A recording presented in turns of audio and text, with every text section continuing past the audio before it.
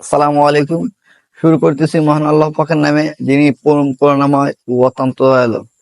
আমরা আছি পানেশ্বর গ্রামের পশ্চিম দিক দিয়ে বিলে। বিলটি দেখতে পাচ্ছেন, বিলের কি অবস্থা আপনি বিলটি দেখান। বিলের পানির কি অবস্থা, বিলের পাশ দিয়ে আপনি যেতে পারবেন না, এতটুকু দুর্গন্ধ যুক্ত এই পানিগুলো।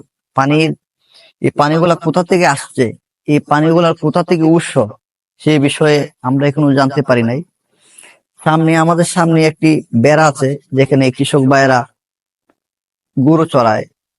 দুপুরের টাইম হলে গরুরা গরু পানি খেতে চায়, তখন যদি এই পানিগুলা গরু খায়, কতটুক ক্ষতি বা কতটুক লাভ হতে পারে, বা গরুর জন্য কতটুক ক্ষতি হতে পারে, আপনারা অবশ্যই এটা নিজেই বুঝেন বা দেখতে পাচ্ছেন। অনেক দুর্গন্ধ, আমি এখানে দাঁড়িয়ে থাকতে পারতেছি না।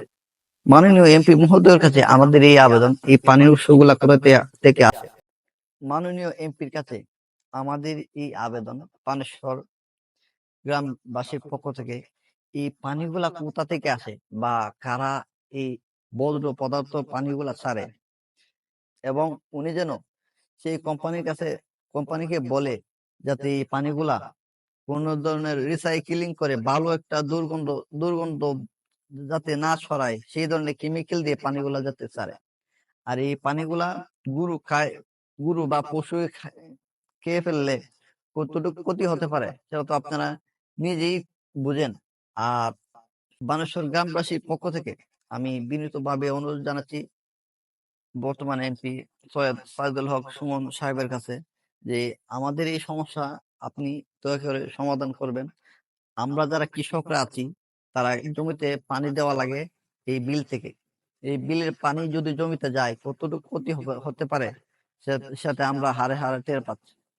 আর এই পানিগুলার উৎস আমার মনে হয় যে কোম্পানি গুলাতে আছে, ওরা খুব শক্তিশালী কোম্পানি, তাদের সাথে আমরা কৃষকরা পারবো না। আপনি দয়া করে আমাদের এই সমস্যা গুলো সমাধান করার চেষ্টা করবেন। সালাম আলাইকুম।